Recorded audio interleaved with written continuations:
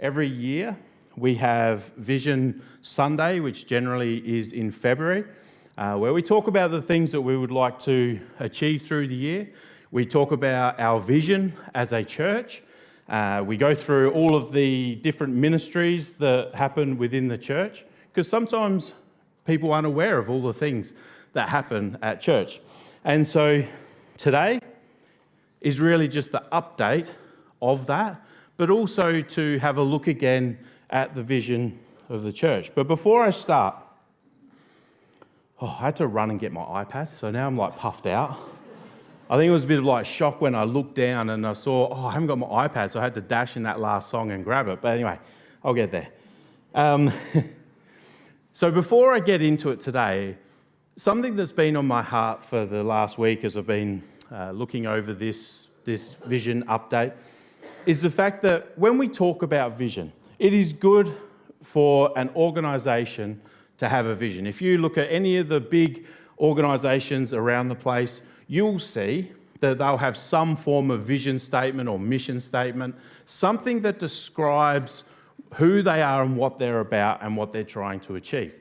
So vision statements are important. But I think what can tend to happen for us is we look at it as that's that organisation's vision statement. And I was challenged because sometimes I talk about the church's vision, which is not a bad thing to say, the church's vision, but I talk about the church's vision, I talk about Portlife's vision, but I'm hoping that we can begin to move our language, and not even just a language thing, but as something in our heart that shifts to, this is our vision. This is something that we share together. Because I think once it moves from it's just the organisation's vision to this is a vision that I'm a part of, it's my vision as well, it changes how we outwork our lives and how we see the church and what happens to the church itself. And so I think that was just an important shift for me to think through at the beginning of this week. So hopefully when I talk about it, I won't just refer to Portlife's vision or whatever, but I'll actually be saying our vision or my vision or our own vision. I just thought it was important to say that. The other thing I want to say as well is that this church would not be here if it wasn't for those who have gone before us. And so this church, I think, is about 48, 49 years old now, and it's been in different locations, and many of you will know some of the history. If you want to read a bit more of the history, go to our website and you can see it through there. But the church was started about 48, 49 years ago, and ever since then has slowly been ministering to the people of the southern suburbs and has gone through many different challenges, as every church does. And now we're in this season where Portlife has sent a team of people to partner with the foundation that was already here, with the people who are already here. And from there, together, we've been making progress as a church in ministering in this community, to understanding what it is to be a disciple and to be living out our faith wherever it is that we go. And so I think those things need to be said, because it's important that we understand a little bit of our history so that we can continue to move into the future that God has for us, which I believe is a great future, a future that He has called us to. And together, we walk that journey. So that being said, our vision statement is simply this: bringing life to our communities, or bring life to our communities. Pretty simple. It's not confusing at all, but even if it's a touch confusing, we even narrow it down further to just simply bring life. We want to be people who are bringing life to those around us. So whether it's here as we gather together for a church service, whether it's in your workplace or whether it's in your school or in your uni or in your family, wherever you are through the week, you're able to be a person that brings life to those situations that you're in. And that's what it's about. And we want to do this by knowing God genuinely, but also knowing people genuinely. At the same time, we want to be keeping it real. There's nothing worse than talking to someone that thinks they're awesome and great and will tell you all about their own life and everything that's going on and how good they are and they're the hero of every story. People sort of get tired of listening to that. So we want to keep it real. We just want to be who we are. Then we want to be loving radically. And so by that, we're saying make them wonder. So it's that thing of we don't have to go around telling everybody we're a Christian and we love you because we're a Christian. You just love people. Seems pretty simple to me. And then as we do that, as we go about loving people, it is going to make people wonder, what's different about that person? I know when I've worked in secular work, there was always a question within a few months, and that is, why are you different? So I didn't go into those workplaces going, I'm a Christian. But I would just be who I am. I'd be keeping it real and hopefully and most definitely making them wonder because I was different. I acted differently. I genuinely love people and therefore treat them differently.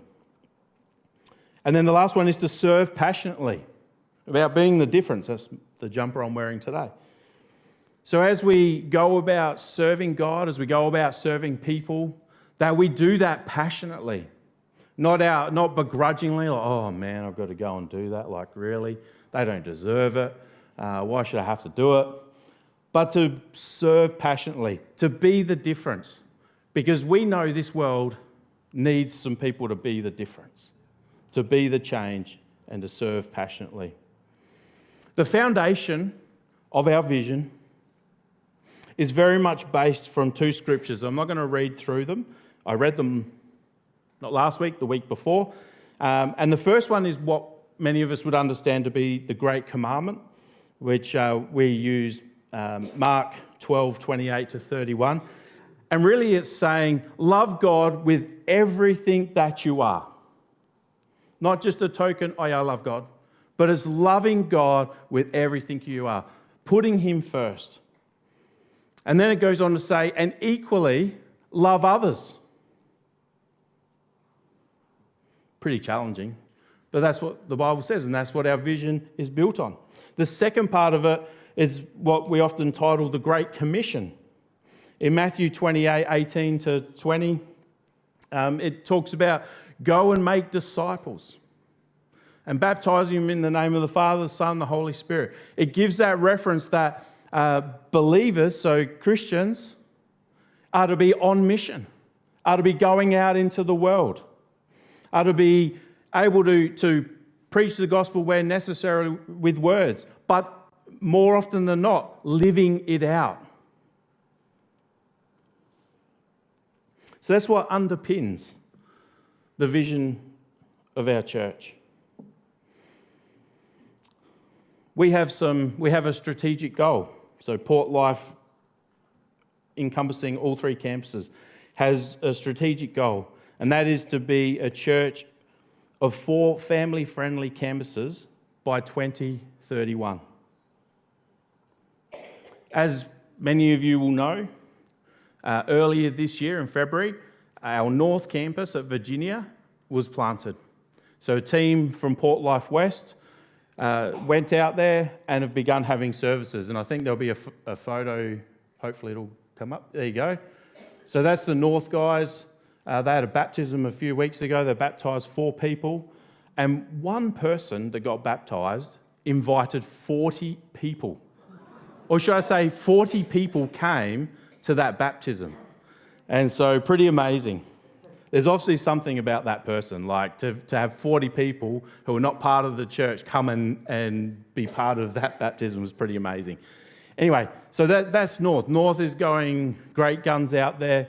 They're in a great little facility, but it is little and they're hoping to be able to move soon. There is a potential for something different out there for them to fit into. Then we have our South Campus, and that's us. And so we got a bit of a photo there, but we don't need a photo because we're there. There we go. And then we have our West Campus as well. So West is at Port Adelaide as such, and you'll see there, this photo is actually from Vision Sunday this year, where all of us met together, the campuses all met together at West, and all our leadership teams from every campus was up there on stage. So that, for those of you who weren't there, you now get to see there's a whole group down the front standing as well, and then all those people on stage there. That's a lot of people across 3 campuses. That's just the leaders. So God is doing something amazing in Portlife. And particularly at West, they've seen so much growth that it's been amazing. And no, I'll leave that for a bit later. So we are serious about church planting.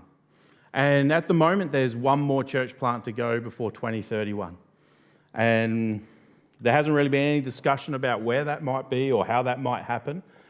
But either way, we're a church that's serious about church planting. So much so that we have a levy, a church planting levy, if you like, where 2% of all money given across all campuses goes into a church planting fund.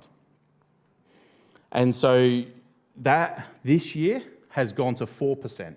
So 4% of all the money that's given to the church here goes into a church planting fund. So what that means is we're part of church planting. Even though we may not be able to physically do that right now, we're still part of it because the money that's given to the church here, 4% of that goes into an account ready for the next church plant. So to give you a bit of an idea of some figures, this time last year, that account had $34,000 in it. It's been going for 3 years at that time. And then fast forward to now, the total that has been raised is $64,121. That's a lot of money going towards church planting. Out of that 64,000, 20,000 of that was used to help Portlife North get started. So buying PA and all sorts of things to help get that started. Only 20 grand to get that started. And so we're serious about church planting, and I hope you have a heart for it. And again, we may not be in a space to do that right now, but we're still part of it. And I still hope that we have a heart for church planting as well. I think it's a great thing that we're involved in. Now I want to move on to our ministries that happen here in the church. I don't want to spend a lot of time on this because it will just be a bit of deja vu for some of you. But if you're new to the church since February this year, this will be new information for you. But we have a number of departments, if you like, ministry departments in the church. These departments are kind of overseen by a ministry leadership team. And that ministry leadership team is made up of a bunch of people that we will see up there.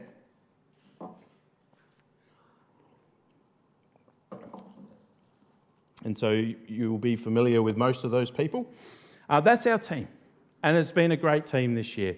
We've been talking a lot about the future of the church. We've been talking a lot about preparing for growth and all those sorts of exciting things. But also we've been looking just at the day-to-day running of the church as well. And so the ministry leadership team do a great job of getting together, getting some thought into where we're heading as a church. And it's exciting to be a part of that. Now on to our ministry departments. The first one is the creative team. On there you'll see who's involved in those things. I don't need to read out everyone's name. But the creative team is what you see up here every Sunday, helping lead us in worship, and the guys making sure that everything works at the back there. That's our creative team. Our kids' life team, that's happening right now upstairs there. They're looking after the kids and teaching them about God in a way that they can understand. We have a men's ministry that we have got a little bit of change just happening there this year. You'll have a bit of a laugh at those photos. Every time I show it, we get at least 1 or 2 giggles. But we've had a little bit of a change. This year, there's been a team of 3 people We've got Steve and Cav up there who have been leading the men's ministry.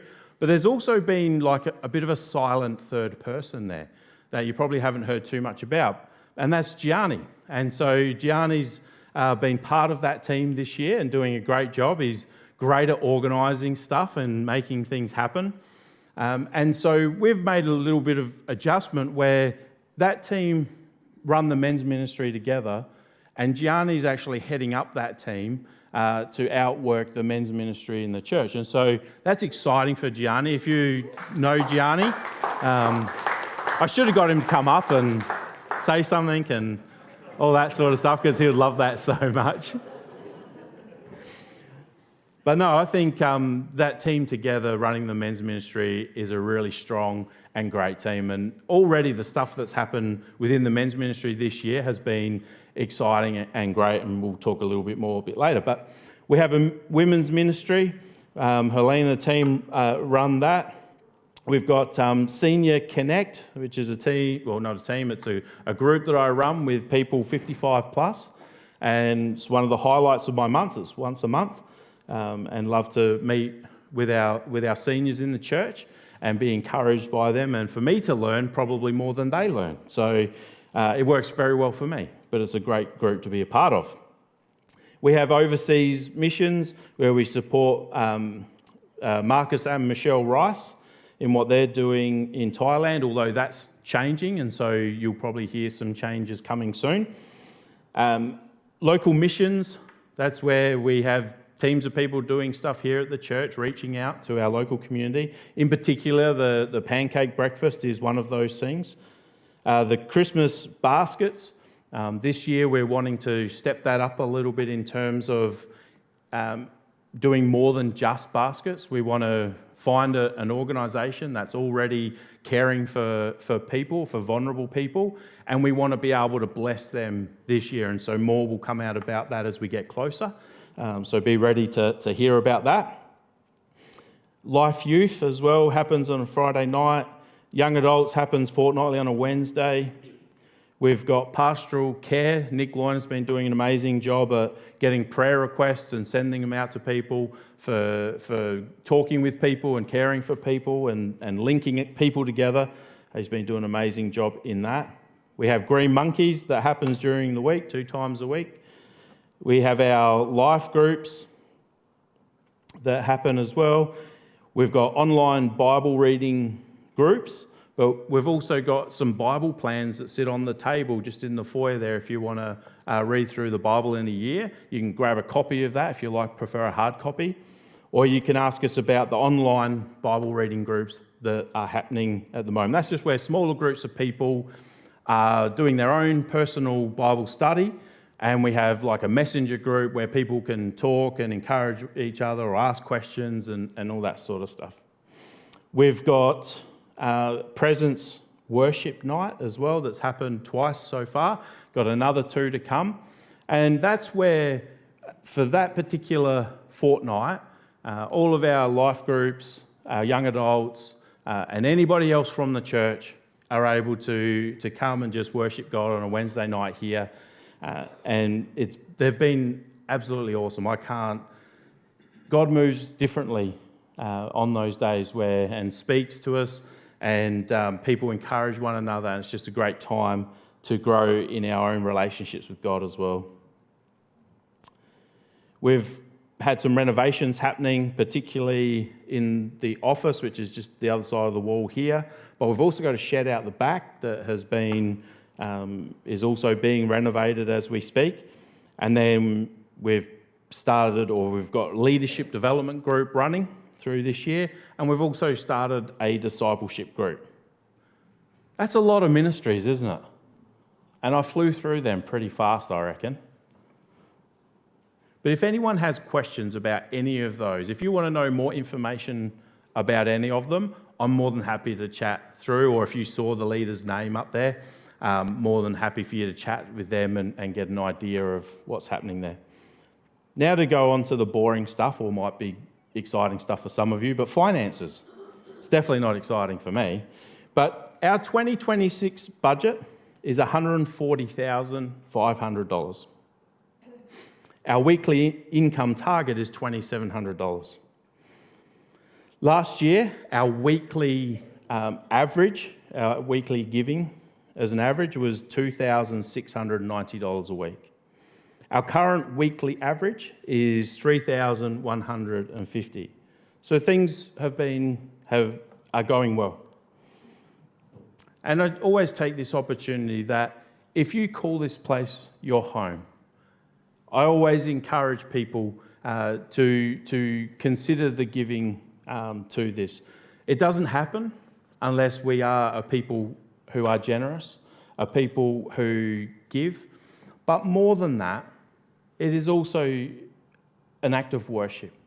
You know, it's about being able to be a complete living sacrifice. It means every area of our life we sacrifice to God. And that includes our finances. You know, we don't really talk a whole lot about finances here, and we're definitely not a church that sits there and keeps pushing and telling everybody that they'll be wonderfully blessed if they give and all that sort of stuff. But we understand from a discipleship point of view that it is something that we're called to do by God. The new thing that we're starting from today is we're a church that is growing. We're a church that has limitations in this building. And so there's going to come a time in our future where we need to think about how we are going to increase our size of people being able to gather together. And with that always comes change. And with that always comes the abilities to be able to finance something like that. Now, we don't know what the future holds for us just yet, but we know that we want to continue to reach out to our local community. We know, or I know, that I hope that we're all reaching out to those people around us. And as we do those things, that naturally leads to growth of a Sunday morning and the growth of a church. So whether we're going to be redeveloping this site in some way, or whether we're going to have to start looking for another site, which can be a bit scary to think about, especially in today's current climate when it comes to real estate, we're going to have to work through those things. And so today we're wanting to launch a building fund. And I think Jazz did come up during the thing, but there it is there. Kind of like a futures building fund. Because we don't know exactly what we're going to do into the future, at least if we're giving towards something, we're going to start investing into some form of change. So all money that would be given to that fund, first and foremost, is going off of our loan. We currently have a debt of $60,000. And so the first thing that would be great to do is to be paying that debt down quicker. I think we all would agree with that. And so the money that is given is going to be put into that account, so it starts to bring that down. But it's going to be recorded as a building fund so that we know what money is given towards the building fund, and we can continue to update it on our Vision Sundays and any other time through the year that we need to. And so I would love you to prayerfully consider what you can do in that space. I know for some people it might be something quite small, and for others it might be larger. But it's just something that we've got to start working towards now, because if we wait till like the perfect building comes up, we might be caught short. So if we're preparing now, it means that we're going to be in a much better place when the time comes to make those decisions to whether it's move, renovate here, whatever it might be. Just want to go through a couple of highlights. There's always so much that happens in church, and I've probably forgotten a few things, so please don't get offended if I've forgotten something that you've been a part of and you think it's a highlight. But this year, men's camp for me was a highlight. It's always great to get a bunch of guys, head out bush, and just relax for a couple of days, to have great conversation, to encourage one another, and to eat really nice steaks. I mean, what more could you want? I know that youth camp was a great time for our young people. We had a combined youth camp with the other campuses, and that was a great time. Myself and Nick went up on the Sunday night because at heart we sort of feel like we're still young. And we went up to enjoy the young people just worshipping God, being ministered to, having opportunity to minister to some of the youth across the Portlife churches. But the youth camp was awesome, and our youth team did a great job of pulling that together, and I'm sure our young youth enjoyed that camp a lot, didn't you? Just say yes. Yes.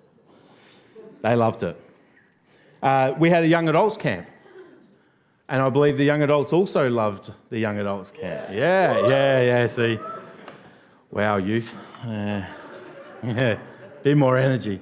But no, young adults camp, great time for the young adults to get away, to hear from a few different people, to have discussions, to pray together, to have some fellowship together, was a great camp as well.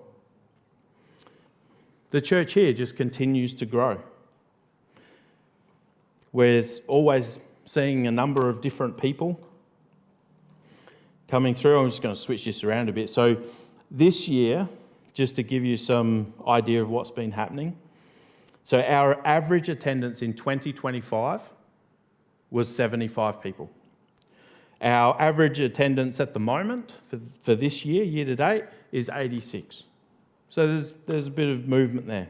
Our total congregation this time last year was around 120, and now this year it's 126. So that's 126 people that would regularly attend the church. Doesn't mean they're here every single Sunday, but they come regularly. And our first-time visitors, in 2025, by this time of the year, we had 110 first-time visitors. That's a lot of first-time visitors. Does that surprise people? 110 first-time visitors to the church. This year, we've had 134 first-time visitors. That's a huge amount. It blows me away. And it's great that people want to come and check us out for whatever reason. Sometimes it's people just coming for a baptism we're doing, or if someone's preaching that they know or whatever, and they invite some friends to come along, or it might be people are on holidays and so they're just looking for a church to go to. All sorts of reasons why people come and visit the church. And there's people who are looking for a church to become a part of. And so 136. So by the end of the year, we could have a lot of people who have come through.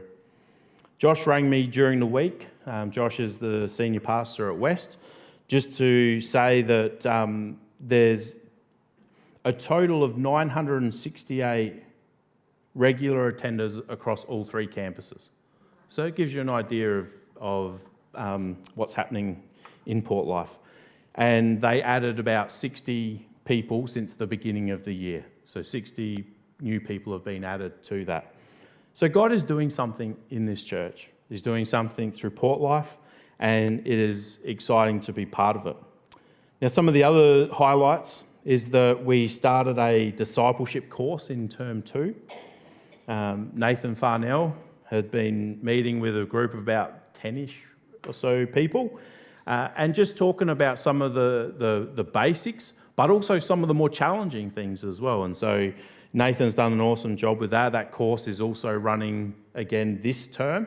In fact, I believe it starts on Wednesday. And so if you are wanting to be part of that discipleship course, just speak to Nathan and let him know, and we'll see you here at 7 o'clock on Wednesday night. It goes for 3 Wednesdays, but fortnightly. Just a great time to get together. It doesn't matter what stage of life you're in, or what stage of understanding of God you're in, whether there's little understanding or whether there's a lot. It's great to get together, and that shared understanding in the room is a good way to learn. And like I've said, I've been running some leadership development courses this year.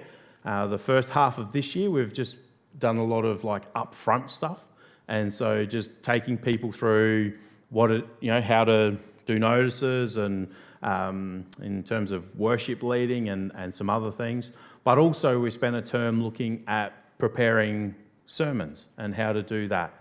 And that's been exciting and great to see the growth in the people that have done that. It was so amazing from the first time I got them up on stage to present to like 10 people to then the third time they got up. Just remarkable change in their confidence, in how they were able to communicate, and something that I felt was well worth it. And I think the church benefits from that as well. We also hosted the CRC Young Adults Worship Night here, where I believe there was about 80-odd young adults across the CRC churches gather here for worship. A great night. I know Jack and a few others were part of the team to do that, and it was a great event. I think there's another one coming up soon at a different church this time, up at Sunday in Mount Barker. So we also hosted on last Thursday the SMG Southern Region Collective. So SMG is Schools Ministry Group. They're responsible for, I'll just call them chaplains. They're called something else, but I can never keep up with all their names. But putting chaplains in schools, that's essentially what they do. So the southern region, right down to like Galway, Victor Harbour, around there, all the way back this way across to Unley, all the chaplains of the different schools met here. And it was a great time to celebrate what God's doing across the schools. And it was a pleasure for us to be able to host it. And many people talked about just being like the perfect size and all that sort of stuff to host those people, and it was a great day. And then the most important thing in some ways is that so far this year we've had 3 baptisms. And so God is doing something in the heart of people. And we have a list of probably 4 or 5 other people who have expressed some form of interest in getting baptised as well. And so we're just working that through. So there's going to be some more baptism service this year, which is exciting. Because each year, I think we've only had one baptism service each year up till now. And so already this year we've had 2, and we're hoping that we will see some other people go through that as well. And maybe some people that aren't even here in this building yet would be exciting too. That's a lot of information, isn't it?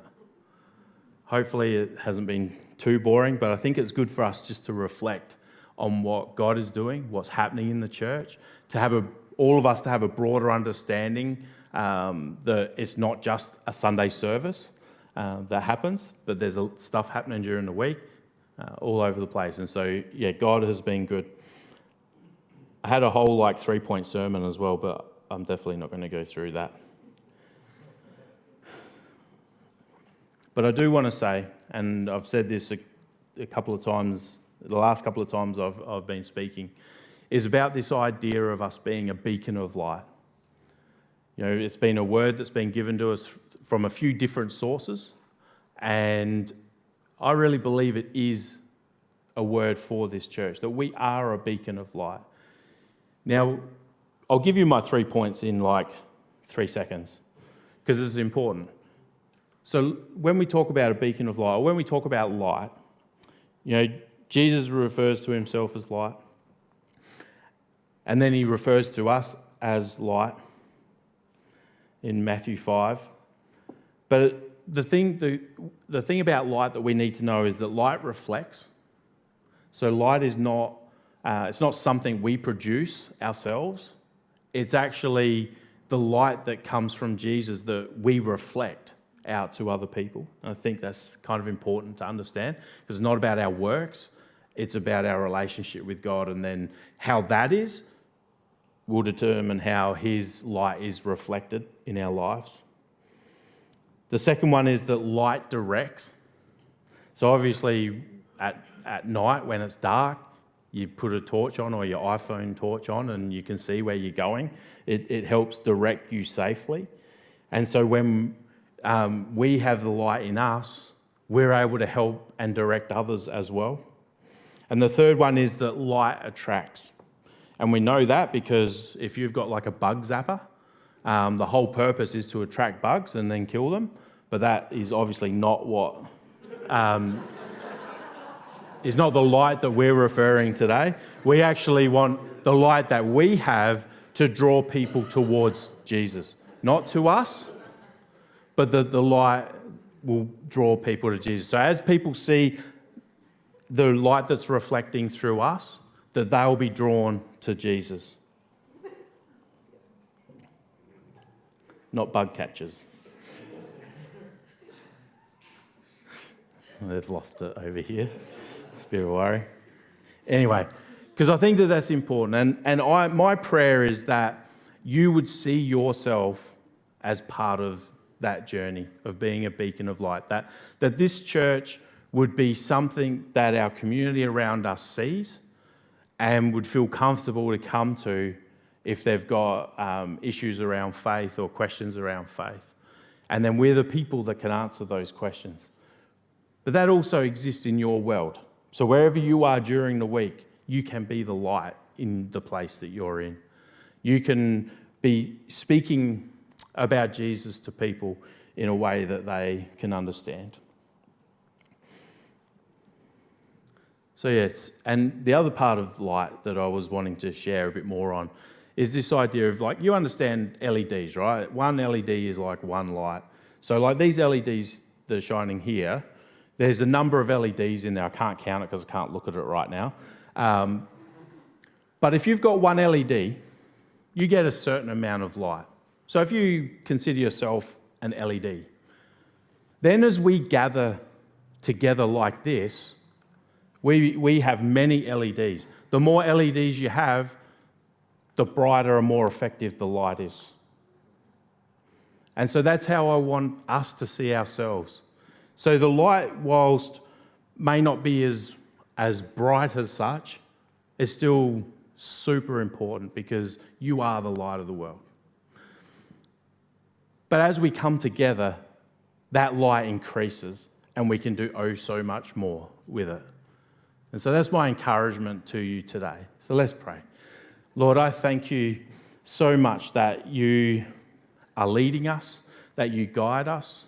Father, I thank you that we have a vision really to bring life and to have the opportunity to share that with people, to share about the life you have given us.